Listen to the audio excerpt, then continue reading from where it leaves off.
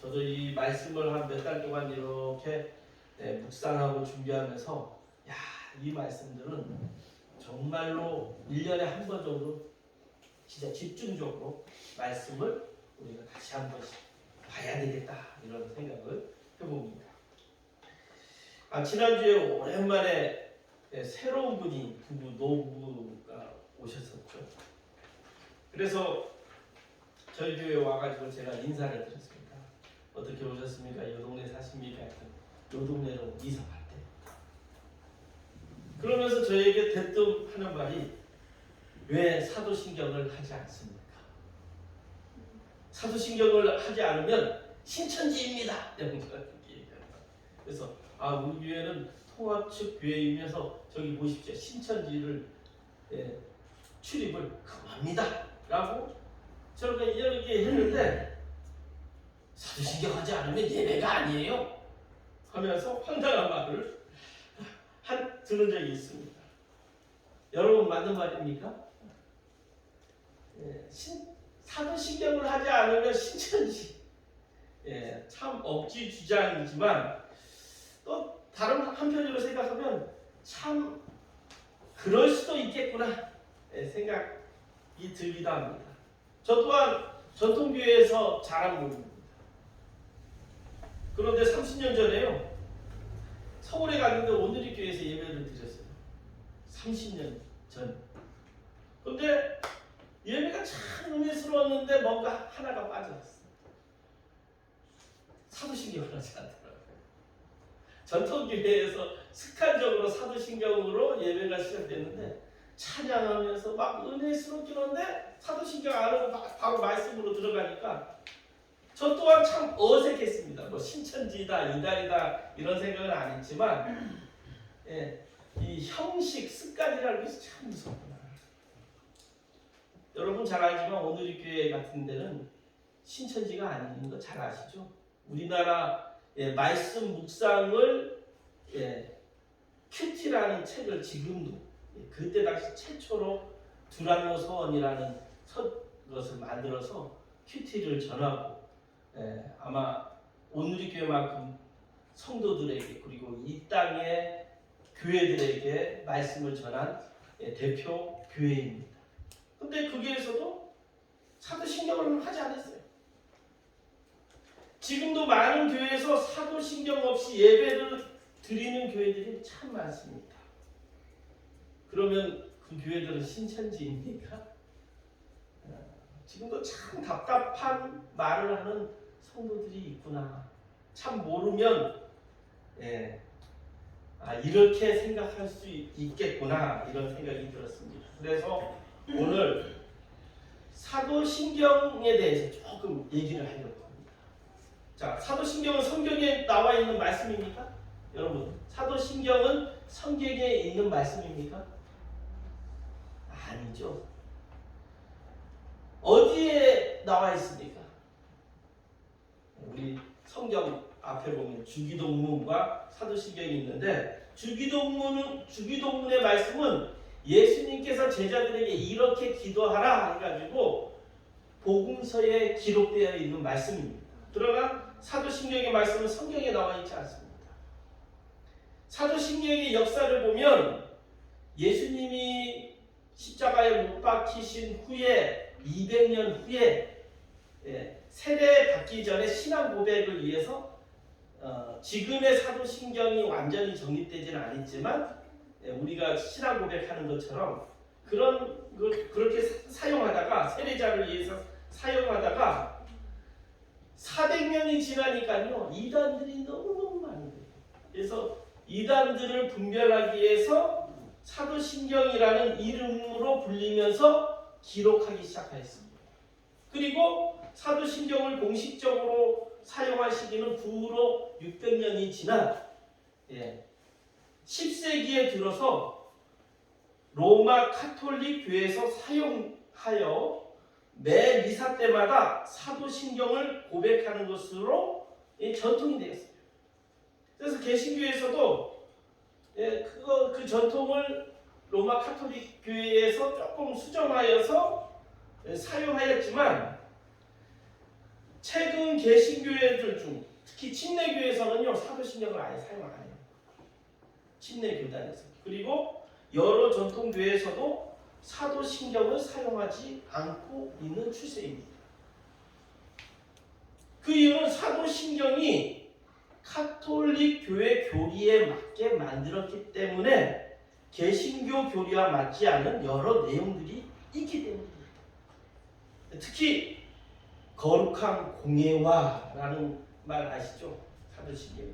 이 말은 뭐냐면 거룩한 카톨릭 공동체 교회라는 뜻으로 교황 중심의 공동체 교리를 진리의 말씀으로 믿는 것을 가리키기 때문에 이것을 고백한다면 우리 개신교도 교황의 권위에 순종한다는 고백이 되는 거예요. 또한 그는 음부에 내려가셨다가 예수께서 음부에 내려가셨다라는 말은 예수께서 장사되었을 때 3일 동안 지옥에 다녀오셨다는 카톨릭의 주장으로 성경과는 상관없는 허무맹랑한 주장이 나와요. 또한 여러 가지가 있겠지만 크게 세 가지로 봅니다. 본디오 빌라도에게 고난을 받으사.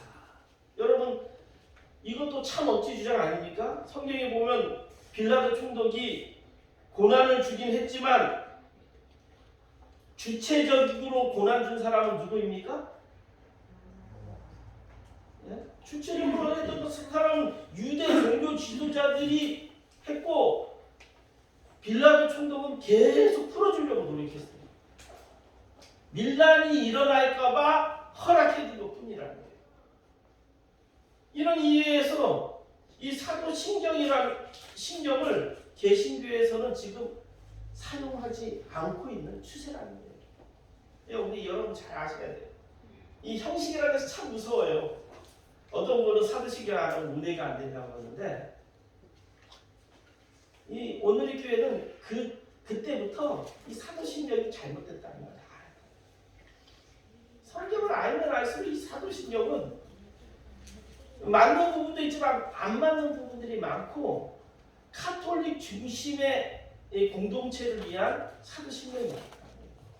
그래서 지금 뭐 여러 가지 사도신경을 또 우리 개신교에서도 만들려고 노력을 하는데 보급이 잘 안 되고 있습니다.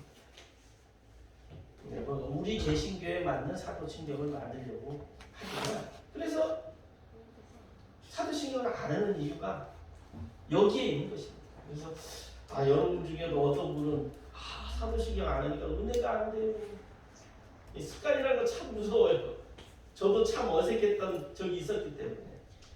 그래서 이거를 얘기해야 되겠구나. 말씀 중에 얘기해야 되겠구나. 또 어떤 사람은 뭐 신천지라고 얘기할 정도니, 그리고 예배가 아니라고 얘기할 정도니. 여러분 어떻습니까? 들어보니 사도신경을 해야 되겠습니까? 안 해야 되겠습니까? 안 하는 것이 맞습니다. 우리가 카톨릭 교황 안에 공동체입니까? 이것이 제일 위험한 말이에요. 예수님은 형식에 대해 본질의 신앙을 잃어버리지 말라고 하셨어요. 그래서 예수님이 이 땅에 오셔가지고 장로의 유전, 이것이 형식이에요.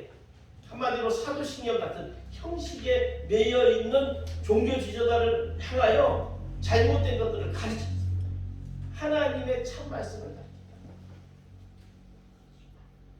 왜냐하면 보여지는 형식을 잘 지키면 하나님의 나라에 들어갈 수 있다고 헛된 생각하는 성도들을 향하여 예수님께서 이 땅에 오셔서 그 헛된 생각들을 고치셨어요.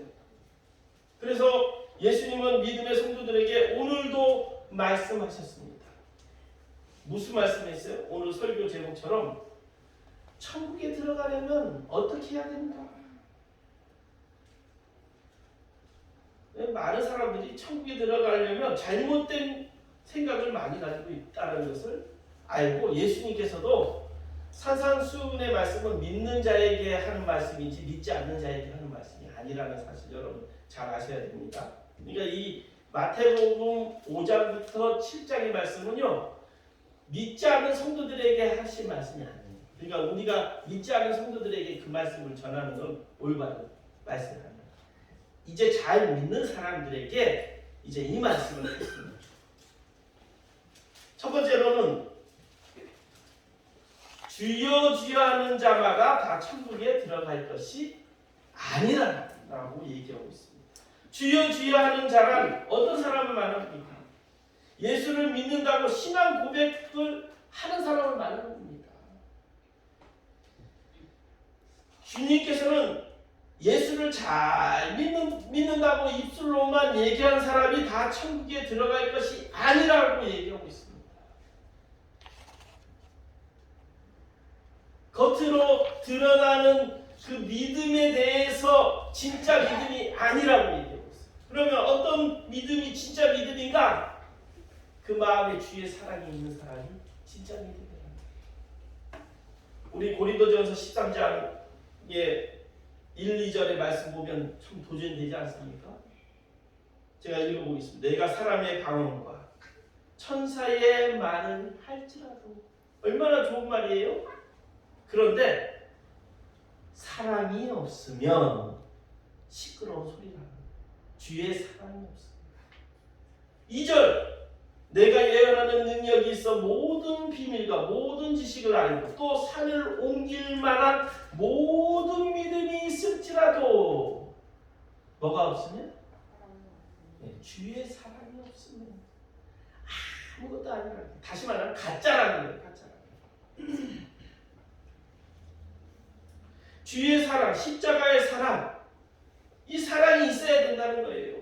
그 중심에는 섬김과 용서와 희생의 사랑이 없이는 모두가 가짜라는 거예요. 천사의 말로고 금요 심야 기도회에서 밤새도록 기도할지라도 주의 사랑이 없으면 그건 가짜라는 거예요. 가짜. 우리는 보여지는 것 같고 저 사람 믿음이 좋다 얘기하잖아요. 그런데 하나님께서는요 그 사람의 마음을 보신다. 주 중심을 본다 이런 얘기를 하잖아요. 하나님은 중심을 보십니다. 그래서 사람들에게 믿음 좋은 것을 자랑을 할 수 있어요. 그러나 하나님 앞에서 믿음 좋은 것은 그 중심을 본다는 거예요. 베드로는 예수님께 너희들은 나를 누구라 하느냐 하니까 멋있는 사도신경을 했어요. 베드로의 사도신경이 첫 사도신경입니다. 뭡니까? 주는 그리스도시요 살아계신 하나님의 아들이시니 이것이 사도신경의 시작입니다.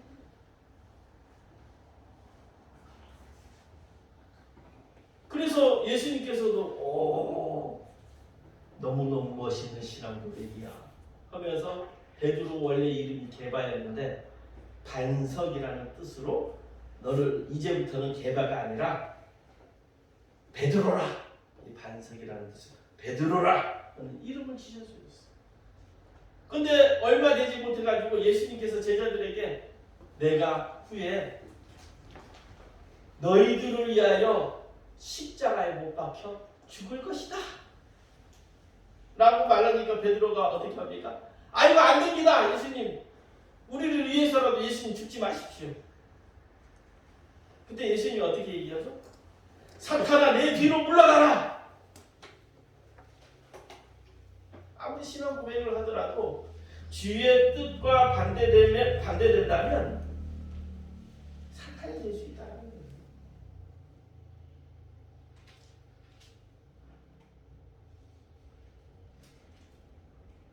주님을 넘어지게 하고 주님의 일을 생각하지 않고 사람의 일을 생각한다면 이것은 하나님의 뜻과 반대된다는 것이죠. 또한 갈라디아서에 보면 믿음의 백성이라 할지라도 나쁜 행동을 한다면 하나님 나라의 백성이 될 수 없다고 분명히 경고하고 있습니다. 좀 이따가 믿음에 대해서 제대로 얘기해 줄게요. 믿음의 백성이라면 어떻게 됩니까? 믿습니다만 했다고 믿음의 백성이 아니라는 거예요. 성령을 따라 살아야 된다는 거예요. 주님과 늘 동행해야 된다는 거예요. 우리의 육체대로 살면 하나님 나라의 상속을 받지 못한다라고 분명히 말하고 있어요. 육체의 욕심대로 생각. 그래서 갈라디아서 5장에 보면 육체의 욕망에 대해서 15가지로 말씀하고 있습니다. 이렇게 행하는 자는 아무리 믿습니다 해도 하나님 나라에 갈 수 없다. 심판을 받게 된다는 거예요. 그러니까 가짜 믿음이라는 것입니다. 갈라디아서에 보면 음행과 더러움과 방탕과 우상숭배와 말술과 원수 맺음과 다툼과 시기와 분냄과 분쟁과 분열과 파단과 질투와 술 취함과 흥청 먹고 마시는 노름과 이런 것들이라는 거예요.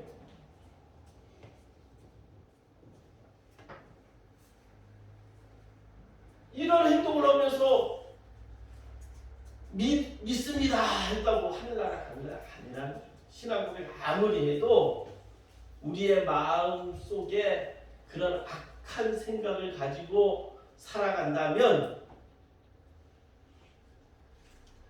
하나님 나라의 상속을 받지 못한다는 것입니다. 믿음의 백성은 주의 빛을 전하는 자이며 빛의 자녀가 되어야 하는 것입니다. 성도의 믿음은 판단할 수 없지만 어느 정도 알 수 있는 것이 바로 성도의 열매를 보고 알 수 있다라고 바울은 얘기하고 있어요. 그래서 에베소서 5장 9절에 보면 빛의 열매는 이렇게 얘기하고 있습니다. 모든 착함과 의로움과 진실함에 있느니라. 착함과 의로움과 진실함을 가진 자만이 진짜 성도라는 것입니다. 교회에 다녔다고 세례 받았다고 천국에 들어가는 거 아니에요. 제가 그 얘기 하잖아요. 믿음도 없는데 그냥 아이들 그냥 세례만 받으면 천국에 갈 줄 알아요. 우리 두 딸에게 저는 유아 세례를 안 했어요. 실은 저는 유아 세례를 반대하는 자입니다. 그냥 교단에서는 인정하는데 그래도 교단에서 유아 세례를 받았지만 진짜 세례가 확정되는 것은 언제죠? 성인이 돼가지고 다시 세례 교육 받고 세례는 안 받지만 신앙 고백을 했을 때 세례가 시작되는 거예요. 근데 카톨릭에서는 그런 것도 없습니다. 그냥 애기 때 그냥 세례 주면 그냥 끝이에요. 그러면 천국 가는 줄 알아요? 천국 안 갑니다. 분명히 안 갑니다. 빛의 자녀로 사명을 가지고 빛의 열매, 즉 착함과 의로움과 진실함의 열매를 맺으면서 진짜 믿음 생활을 하는 사람들이 천국에 들어갈 수 있는 것입니다. 여러분 착각하지 마세요. 그냥 세례 받았다고 천국 안 갑니다. 두 번째로 주의 이름으로 귀신을 쫓아내며 주의 이름으로 많은 권능을 행해도 천국에 갈 수 없다는 거예요.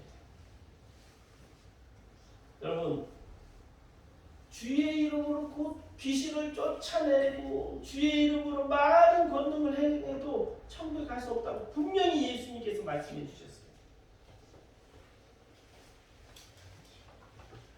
우리 거짓 선지자를 조심해야 돼요. 이 멸망할 때 되면요 거짓 선지자들이 그냥 얼마나 난리를 치는지 몰라요. 예수님 당시뿐만 아니라 구약의 말미에 이 시드기야가 멸망 바로 직전에 이 거짓 선지자들이 활동했습니다. 이스라엘이 제약 가운데 망해가는데 거짓 선지자들이 인기를 얻으려고요. 유다 백성들이 우상을 섬기고 온갖 나쁜 짓을 해도 거짓 선지자들은 어떻게 했는지 아십니까? 평안하다, 평안하다. 축복합니다, 축복합니다. 그냥 막 선포했어요. 그들이 제약 가운데 가고 있는데 그래서 에레미야는 그들을 향하여 눈물로 선포합니다. 이대로 가면 망해. 그러니까 어떻게 합니까? 거짓 선지자가 뺨 때려. 너가 뭔데?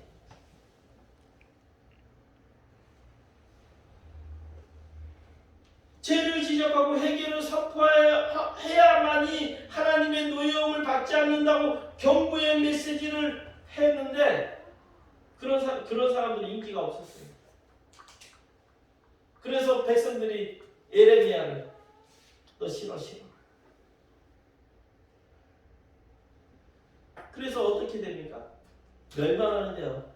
참으로 처참하게 멸망하지 않습니까? 어떻게 됩니까? 시디기야 왕. 두 눈이 보이는 앞에서 자녀들을 다 죽여요. 그리고 두 눈을 빼버려요. 그리고 쇳줄로 포승 해가지고 질질 끌어가면서 이스라엘 백성들까지도 노예로 끌려가가지고 결국 그런 식으로 마무리 되지.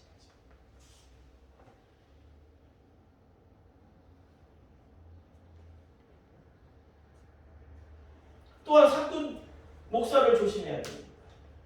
예수님 당시에도 구약 시대에도 또 신약 시대에 이르기까지 사돈 목사들이 있어요. 예수님은 사돈 목자들을 도둑같이 도둑질하고 죽이고 멸망시키기에 왔다고 경고하고 있습니다. 이는 성도들을 이해한다고 하면서 책임지지 않고 무서운 이리가 오면 양을 버리고 도망치는 자들이 사꾼이라는 거예요. 예수님은 참으로 선한 목자였습니다. 선한 목자와 사꾼 목자의 차이가 어디에 있는지 아십니까? 선한 목자는 양을 위하여 목숨을 버리거니와.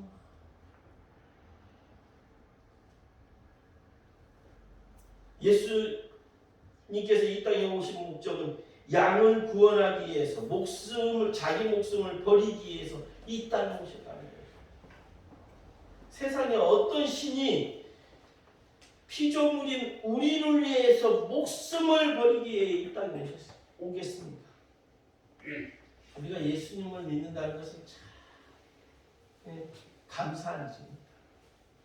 나 같은 사람을 위해서 이 땅에 오셨다는 거예요. 나를 위해서 희생하기 위해서 자신의 목숨 십자가의 보혈의 피로 흘리기 위해서 오셨다는 거예요.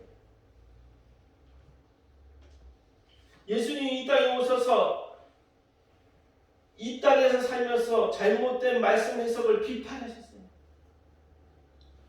특히 예수님이 가장 싫어했던 사람들이 어떤 자들인지 아십니까?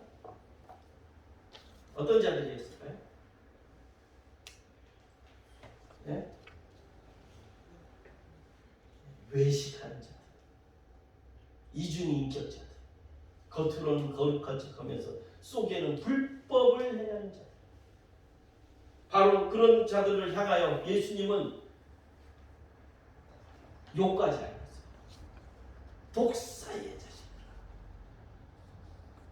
예수님이 욕한 자들은 외식하는 자들이었어요. 아예 그냥 드러나게 나쁜 놈들은 그냥 나쁜 놈이잖아요. 겉으로 거룩한 척하면서 속에는 나쁜 마음 품고 있는 외식하는 자. 그런 자들을 향하여 이 마귀 새끼야! 그런 가장 심한 욕이에요. 근데 그 당시에 그런 외식하는 자들이 어떤 사람들이었냐? 우리가 잘 알다시피 바리새인과 사두개인들이었다. 다시 말하면 바리새인들은 말씀을 가르치는 목사 같았잖아요. 사두개인은 예배, 제사를 인도하는 자들이에요. 근데 이들이 이렇게 됐다. 그러니까 예수님 당시에도 얼마나 이 종교 지도자들이 타락하면요, 나라가. 그래서 예수님 당시에 AD 70년에 이스라엘이 완전히 멸망하죠. 그 멸망에서 전 세계로 뿔뿔이 흩어졌다가 2000년 만에 다시 이스라엘에는 나라가 생기지 않습니까? 2차 세계대전 이후에 생긴 것이 이스라엘이라는 나라예요. 겉으로 경건한 척하며 말씀을 이용하여 자기들이 편한 대로 백성을 억압하고 착시하였습니다. 바로 이들이 예수 그리스도를 십자가에 못 박혀 죽인 자들이었어요. 본디오 빌라도에게 고난을 받은 것이 아니라 사두개인과 바리새인들에게 고난을 받으신 것입니다. 정확히 말하면 사두신경입니다. 정말 신뢰할 수 없는 것이 바로 이거예요. 여러분 카톨릭이 또 주장하는 것이 성경에 바로 나와 있는데도 주장하는 것 중에 하나가 뭐냐면 마리아예요. 마리아. 여러분 마리아를 우리는 존경해줘야 됩니다. 그러나 신이 아니에요. 근데 우리가 잘 알지만 제자 야고보도 있지만 예수님의 동생 야고보도 있잖아요. 예수님의 마리아가 성경에서도 여러 번 마리아 가족들이 그 동생들이 예수님을 찾아온 내용들이 있음에도 불구하고 진짜 동생이 아니라고 얘기해요. 카톨릭에서.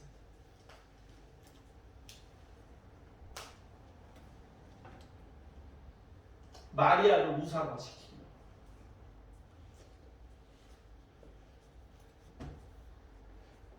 그래서 우리가 정말로 잘 알아야 돼요. 잘 알지 못하면 카톨릭과 개신교의 차이가 무엇일까? 그냥 예수님 믿으니까 되는 거 아닌가? 그렇다고 카톨릭을 우리가 비난해서는 안 되지만 잘못된 부분들은 우리가 알아야 돼요. 사도신경도 마찬가지예요. 사도신경을 왜 우리 교회는 고백하지 않을까? 기회가 돼가지고 그럴 수 있겠구나. 저도 막 심각하게 생각 안 했어요. 사도신경에 대해서. 그런데 지난번에 노부부가 와가지고 그 얘기를 하니까 그런 생각 가질 수도 있겠구나. 근데 아까 세 가지 얘기했는데 세 가지가 아니에요. 너무 많아요. 마리아에 대한 신격화, 사도신경 여러 부분들이 카톨릭적인데 그냥 옛날 목사님들이 잘못이에요. 그것도 왜? 그냥 받아들인 거예요. 그냥 받아들이고 생각 없이 쓰고. 왜냐하면 우리 개신교는 형식이 너무 없기 때문에 형식화를 이루려고 노력을 많이 했어요. 그러면 누가 어떤 자가 하나님 나라에 갈 수 있는가? 진짜 믿음의 백성이 되어야 하나님의 나라에 갈 수 있는데 어떤 사람이 진짜 믿음인가? 오늘 마지막으로 설명하려고 합니다. 세 번째, 하늘에 계신 아버지의 뜻대로 행하는 자가 들어간다. 그러기 전에 믿음에 대해서 얘기하겠습니다. 믿음은 영어로 빌리브가 아니라고 얘기했죠. 믿습니다가 믿음이 아니라고 했어요. 성경에서 보면 믿음을 헬라어, 히브리어로 얘기하고 있습니다. 헬라어로는 피스티스, 히브리어로는 아만. 이거는 알 필요 없습니다. 헬라, 히브리어. 그러나 피스티스, 아만. 근데 이 말을 정확히 해석하면 하나님의 말씀을 간직한 믿음.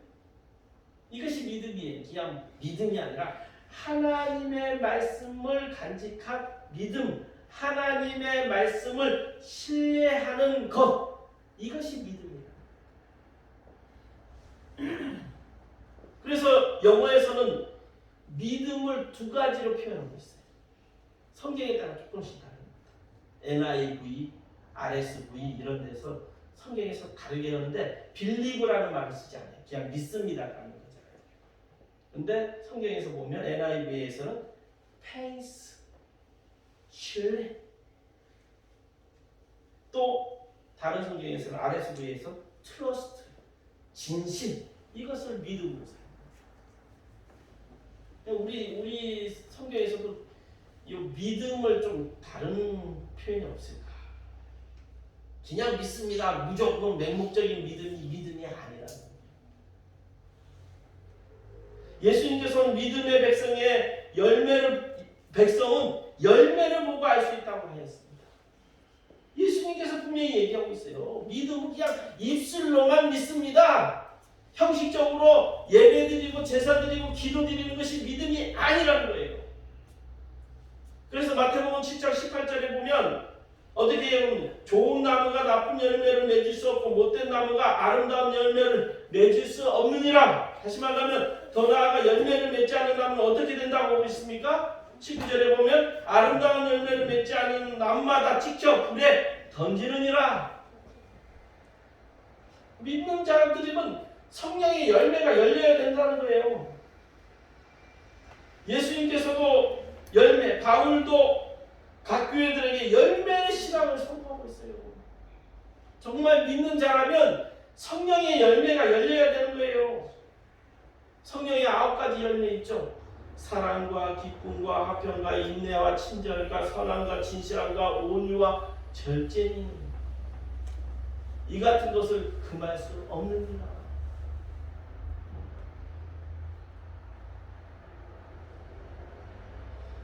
아홉 가지 열매는 예수 잘 믿고 있다는 증거의 열매로 나타나게 된다는 것입니다.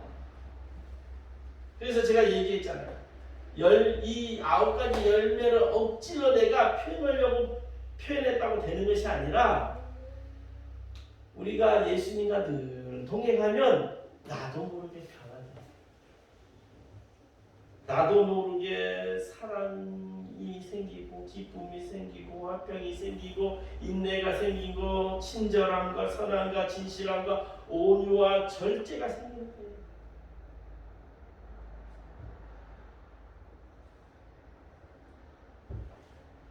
여러분 이런 변화가 있어야 돼요. 예수 믿고 변화되어야 하나님의 진짜 자녀가 되는 거예요. 예수 믿었는데 여전히 예수 믿기 전에 사람과 똑같다면 이거는 변화되지 않은 거예요. 하나님 나라에 들어갈 수 없는 겁니다.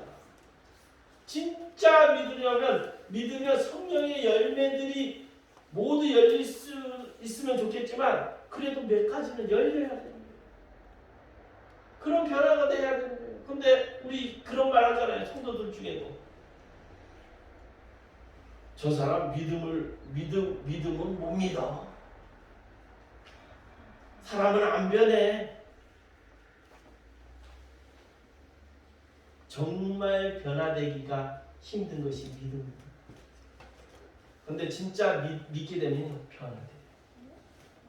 그래서 거듭남이라는 말을 하잖아요. 참 표현 잘하는 것 같아요. 다시 태어난다는 거예요. 다시 태어나려면 어떻게 해요? 죽어야 돼요.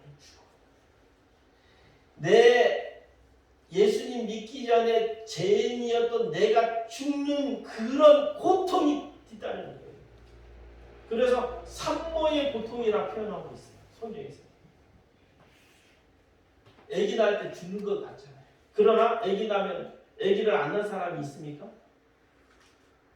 그 이쁜 내 자식이 날 걸 알기 때문에 그 고통을 이겨내는 거예요. 요즘이야 뭐 그냥 수술하니까 뭐 고통이 별로 없는데 무통 주사 맞고. 근데 과거에는 몸이 으스러지면서 아기를 낳는 거예요. 그런 죽음의 순간을 맞닥뜨리면서 아기를 낳는 그 고통, 그것이 진짜 믿음입니다. 여러분 예수 믿었는데 예수 믿기 전에 나나 예수 믿기 후에 나나 똑같다면 여러분 이제부터 회개해요. 믿는데 변화가 없어. 이런 생각을 가진 사람들이 있다면 내가 변화되지 않아. 내가 변화돼. 그래야 진짜 하나님의 자녀가 될 수 있습니다. 말씀을 먼저 문제를 보겠습니다. 1번 믿음의 백성이라 할지라도 엄마 행동을 한다면 하나님의 백성이 될 수 없습니다. 나쁜 행동을 한다면. 2번 예수님께서는 뭐뭐하는 자들을 특히 싫어하십니다. 외식. 3번 믿음의 성도는 예수 믿고 뭐뭐 되어야 진짜 하나님의 자녀가 됩니다. 변화. 기도하겠습니다. 주신 아버지